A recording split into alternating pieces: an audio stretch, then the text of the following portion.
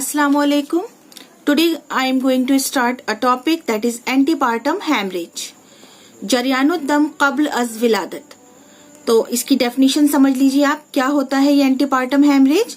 It is the bleeding from or into the genital tract after the 28 weeks of pregnancy but before the birth of baby. Genital tract से bleeding का होना pregnancy के 28 weeks के बाद शुरू हो लेकिन बेबी की बर्थ से पहले हो तो उसे हम एंटीपार्टम हेमरेज कहेंगे. एंटीपार्टम हेमरेज के कॉजेज देख लीजिए आप. The causes are the placental bleeding, unexplained and extra placental cause. Placental bleeding that is responsible is 70%. It is 70% responsible is placental bleeding. इसमें इंक्लूड होता है placenta previa and abruptio placenta. Abruptio placenta.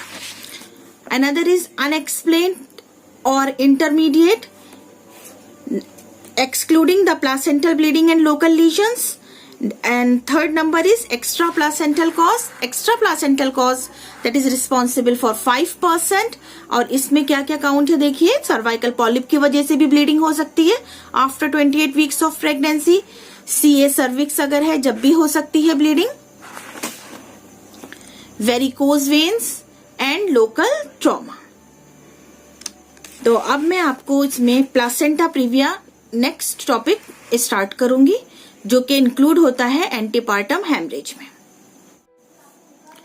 Placenta previa मशीमाए मुकदमा. The placenta is located over or near the internal os. Normally जो placenta present होता है वो uterus में अपर सेगमेंट में प्रेजेंट होता है, लेकिन in this condition the placenta is located over or near the internal ऑस. यानी कि इंटरनल ऑस के या तो ऊपर या उसके आसपास प्लासेंटा का इंसर्शन या प्लासेंटा लोकेट होता है. अब इसमें भी डिग्रीज और टाइप्स हैं, देख लीजिए. टाइप 1 में देखिए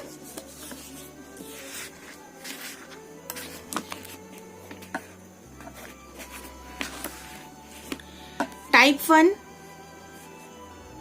low lying placenta. Major portion of the placenta attached to the upper segment and only the lower margin encroaches onto the lower segment but not up to the os. Major portion तो देखिए placenta का upper segment में होता है लेकिन lower margin जो है वो लोअर सेगमेंट तक आ जाता है लेकिन वो इतना नीचे नहीं आ पाता कि वो इंटरनल ऑस तक पहुंच सके. तो उसे हम इंक्लूड करते हैं टाइप 1 और लो लाइंग प्लासेंटा में. Next is type 2. In type 2 another name is marginal placenta. The edge of the placenta is at the margin of internal os but does not cover it. Placenta की as जो है वो internal ऑस के margin तक तो present होती है. Internal ऑस के देखिए मार्जिन तक तो ये प्रेजेंट होती है लेकिन उसको वो कवर नहीं करता. टाइप 2 में. Type 3 partial placenta previa. In this condition the internal ऑस is partially covered by the placenta.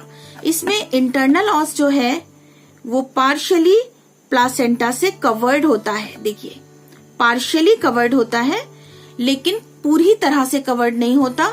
और टाइप 4 में जिसको टोटल प्लासेंटा कहते हैं internal ऑस is completely covered by the placenta. Type 4 is total placenta previa.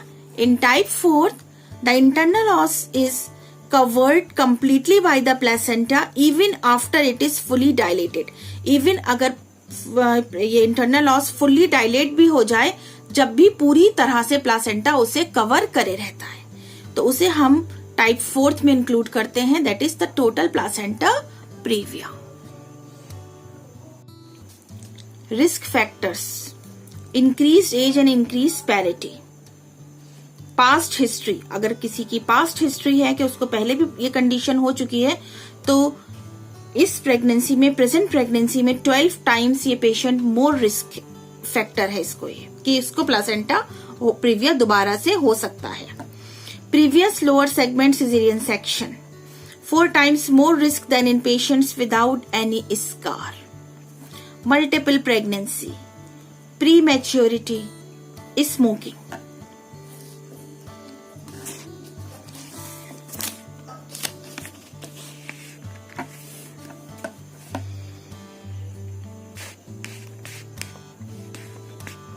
One-third patients bleeds before 30 weeks, one-third from 30 to 36 weeks, and one-third bleeds after 36 weeks.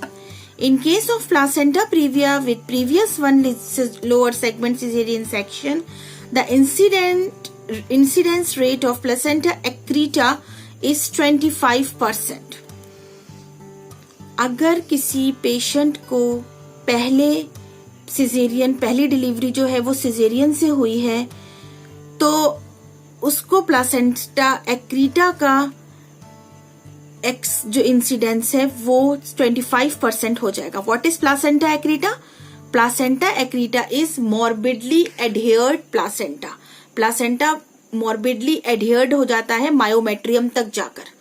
तो अगर कोई patient है, उसकी पहले एक सिजेरियन सेक्शन हो चुका है, पहला बेबी उसको सिजेरियन से हो चुका है, तो इस प्रेगनेंसी में प्लासेंटा एक्रीटा होने के चांसेस 25% है.